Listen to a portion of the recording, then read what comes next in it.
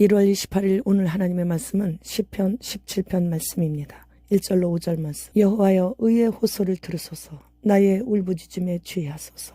거짓되지 아니한 입술에서 나오는 나의 기도에 귀를 기울이소서. 주께서 나를 판단하시며 주의 눈으로 공평함을 살피소서. 주께서 내 마음을 시험하시고 밤에 내게 오셔서 나를 감찰하셨으나 흠을 찾지 못하셨사오니 내가 결심하고 입으로 범죄하지 아니하리이다. 사람의 행사로 논하면 나는 주의 입술의 말씀을 따라 스스로 삼가서 포악한 자의 길을 가지 아니하였사오며 나의 걸음이 주의 길을 굳게 지키고 실족하지 아니하였나이다. 본장은 다윗의 기도시인데, 다윗이 사울 왕에게 핍박을 받고 정치 망명길에서 고난을 당할 때 하나님께 구원을 호소하는 간구의 시예요. 다윗은 하나님 앞에서 신실했음을 고백하고 주께 피하는 자들을 악인들의 손에서 구원해 주시길 간구하는 내용입니다. 다윗은 하나님께 기도를 드릴 때 자신이 의롭다고 말씀을 드리고 있어요. 하나님 앞에서는 그 누구도 의로울 수 없는데 다윗은 자신의 정직성이나 정당하다는 것을 말씀드리고 있는 거예요. 즉 자신이 마음으로 지은 죄를 회개하면서 이웃에 대하여 자신이 정직하고 의롭다는 것을 주장하는 것이죠. 사탄의 진짜 이름은 거짓의 아비입니다. 따라서 우리가 정직하다면 하나님 편에 속해 있다는 것이죠. 다윗은 자기 자신을 잘 압니다. 그는 비록 하나님 앞에서 완전하지는 못하지만 세상을 살아가면서 어떠한 사건이 일어날 때 타의 모본이 될 정도의 의는 소유하고 있다는 것을 오늘 본문에서 다윗이 기도하는 내용을 통해 나타내지고 있는 것입니다. 하나님께서는 의인의 간구는 역사하는 힘이 크다고 야고보서에서 말씀하셨습니다. 다윗은 자신의 입술에서 나오는 기도에 하나님께서 들어주시기를 원했습니다. 그래서 그는 속임이 없는 내 입술로 드리는 기도에 응답을 받을 때 하나님 앞에서 속임이 없는 입술로 드리는 기도에 응답을 받는다는 것은 신실한 생활이 일단 기본이 돼야 되는 것이죠. 그래서 하나님께 올려드리는 기도는 진실해야 하고 중심에서부터 간절한 탄원의 기도를 드려야 응답하시는 것입니다. 다윗은 당당하게 하나님께서 직접 자신을 판단해달라고 하며 주의 눈으로 공평함을 살펴달라고 기도를 합니다. 다윗은 자신의 현재의 삶 속에서 결코 거짓으로 위기를 넘기려고 하거나 자신의 유익을 구하지 않았음을 이렇게 당당하게 표현하고 있어요. 그렇기 때문에 하나님께 울부짖으며 올려드리는 의로운 호소를 우리 주님께서는 반드시 들어주신다라는 확신을 가지고 기도를 드리고 있는 것입니다. 6절 말씀.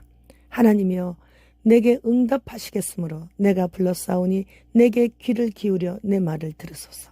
다윗은 자신의 기도를 하나님께서 들어주실 것을 확실히 믿는다고 고백하는 거예요. 하나님께서 내게 반드시 응답하실 것이기에 내가 아버지를 부르며 말씀드렸기 때문에 하나님께서는 귀를 기울여서 내 기도를 들어주신다라는 그런 확신 말이죠. 로마서 3장 10절 상반절 말씀에 기록된 바 의인은 없나니 하나도 없으며, 그렇습니다.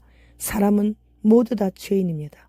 의인은 없나니 한 사람도 없다고 말씀하시는 거예요. 죄의 중량과 질만 다르지 모든 사람은 다 죄인이라는 말씀이에요. 그럼에도 다윗은 하나님께 자신은 하나님 편에 서 있으니 의로운 자이기에 결코 위선적이지 않고 가식적이지 않는 속임이 없는 자신의 입술에서 나오는 기도를 들어달라고 말씀드리는 거예요. 이 당시에 다윗은 사울의 추적으로 인해 모든 것에 피폐한 상태였습니다. 자신의 결백을 주장해도 누구 하나 도움이 되지 않았죠. 다윗의 도움으로 평안한 삶을 누리고 살던 지역에서도 사울에게 다윗의 거처를 알려줄 정도로 참으로 괴로웠습니다. 그러나 다윗은 과거에도 자신의 기도에 응답해 주셨던 하나님을 믿었습니다. 그래서 지난 경험에 근거하여 하나님께 나는 언제나 하나님 편에 서 있었다고, 그러니 나의 기도는 의로운 호소이니 응답해 주시라고 그렇게 간구할 수 있었고, 하나님께서는 그의 그 호소에 응답해 주셨기에 이스라엘의 제2대 왕으로 등극할 수 있었습니다. 그리고 그의 자손을 통해 메시아께서 오실 수 있었던 것이죠. 어느 유명한 간증자의 간증을 듣고 참 대단하다고 생각하면서 나도 본받아서 더 열심히 주님만을 위해 살아야겠다고 다짐한 적도 있었는데, 그분이 병을 고쳐준다고 하면서 샴푸 등 그런 물품을 고가로 팔면서 보통 몇 천만 원씩 그렇게 받았다고 하는 기사를 읽었어요. 그리고 어느 자매에게는 병을 고쳐준다고 하면서 건물까지 받았는데 그 자매가 돌아가시고 유족들이 소송해서 다시 건물을 되찾았다는데 자신은 병 고쳐주고 돈 받은 적 없다고 하면서 기자가 취재하려고 전화를 여러 번 시도했지만 문자로 다시는 연락하지 말라고 그러는 것입니다. 하나님의 은혜를 받아 너무 감사해서 하나님께 영광 돌려드리는 것이 간증 아닙니까? 그런데 그분의 그 엄청난 간증도 사실이 아니라고 하는 거예요. 그래도 되는가? 처음에는 믿기지가 않았어요. 어찌 하나님 앞에서 거짓을 말할 수 있는지. 말하다가 보면 물론 조금 과장법을 사용할 수는 있습니다. 그러나 요즘은 하나님 두려운 줄 모르는 목사, 장로, 권사, 선교사들이 너무 많은 것 아닌가 하는 그런 생각을 했습니다. 하나님 앞에서 다른 종교로도 구원을 받을 수 있다고, 어차피 꼭대기까지 올라가면 똑같은 하나님이시라고 어떻게 그렇게 말을 할 수 있는지 지금도 전 이해가 되지 않아요. 에스겔 8장 11절 말씀. 이스라엘 족속의 장로 중 70명이 그 앞에 섰으며 사반의 아들 야사냐도 그 가운데 섰고 각기 손에 향로를 들었는데 향연이 구름같이 오르더라. 장로 70명은 이스라엘 백성들의 대표자들인데 그들이 벽에 우상을 사방에 그려놓고 그 앞에 섰는데 그들 중에 당시 유명하고 영향력이 있는 제사장인 야사냐도 같이 거기 서 있었다는 거예요. 이들은 예수님 계실 때의 바리새인, 서기관, 제사장들 같은 자들이고 현재는 내노라 하는 교회 목사들을 가리키는 거죠. 정말로 해 아래 새 것이 없다고 하신 그 말씀이 생각나네요. 신학교에서 하나님 말씀인 성경을 가르치지 않고 신학을 가르쳐서 말씀을 잘 몰라서 이렇게 되는 것이죠. 그래서 하나님 말씀에 생명을 건 영적 지도자가 나와야 되는 거예요. 그런데 드물다는 것이죠. 16절 말씀.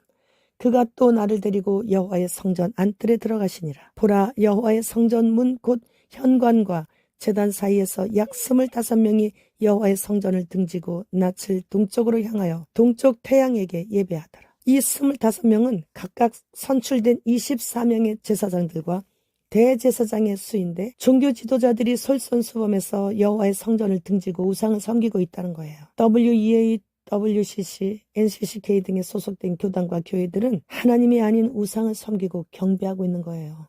이런 자들은 하나님을 두려워하지 않습니다. 12절 하반절 말씀에 그들이 이르기를 여호와께서 우리를 보지 아니하시며 여호와께서 이 땅을 버리셨다 하느니라. 그들은 여호와의 전능하심을 부인하면서 신성 모독을 하고 있는 거예요. 그들은 전능자를 무시하면서 목회를 하고 있기에 종교 통합을 끌어들인 것이죠.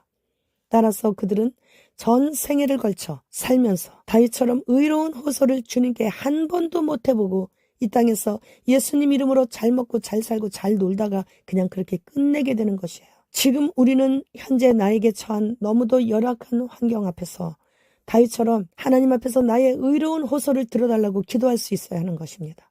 지난날은 어찌되었든 회개했고 하나님께서는 또 기억도 안 하시고 계시고 그러니까 현재 하나님 앞에서 깨끗하고 순전한 마음으로 정직하고 정의를 하수같이 흘려보내야 하는 것입니다. 그러면 언제나 다윗처럼 나의 의로운 호소를 들어달라고 당당하게 간구할 수 있고 기다리기만 하면 그분의 때에 응답해 주시는 것이죠. 여호와의 팔이 짧아졌느냐? 전능자께서는 불가능이 없으시고 못하시는 것이 없으십니다. 다윗처럼 배신하지 않고 언제나 하나님 편에 서 있기만 하면 그분은 나를 위한 모든 계획을 가장 아름답게 세우시고 계시는 것이에요. 슈압의 제자 유발 하라리는 홍수가 나면 과학자들은 엘리트들을 위해 노아의 방주를 만들 것이고 나머지는 쓸데없는 계급으로 익사하게 될 것이라고 말해요. 그리고 유발 하라리는 마약과 컴퓨터 게임으로 아이들을 행복하게 해줘야 된다고 하고 있어요. 자신들의 정체를 드러내놓는 거예요. 이제는 캐나다 법무장관 데이비드 라메티는 이 나라의 주민들은 사유재산에 대한 절대적인 권리를 갖고 있지 않다. 이렇게 직설적으로 말하고 숨기지 않아요. 모든 사람들은 이제 곧 아무것도 소유하지 않는 행복을 누리게 될 것이라고 슈압이 종종 말하고 있었죠. 슈압은 또 인류 DNA 해킹으로 전혀 다른 자기가 된다고 신의 영역을 침범하는 말을 막 쏟아내고 있어요. 댓글에서 구독자님께서 흰신을 안 신었어도 음식과 물 그리고 이제는 공기 중에 떠돌아다니는 소리로 흰신을 신기는 단계까지 왔다고 하시면서 그땐 피할 길 없으니까 주님 오시기 전에 혹시라도 모습이 괴물같이 변한다 해도 육은 무익한 것이기에 주님 오실 때까지 영혼만큼은 끝까지 지킬 것이라는 그런 글을 읽었어요. 주님을 위해서라면 자신의 모습이 괴물같이 변해도 오직 주님께로만 갈 것이라는 그런 말이 너무나 고마워서 눈물이 났어요. 주님 지금 오십니다. 마라나타.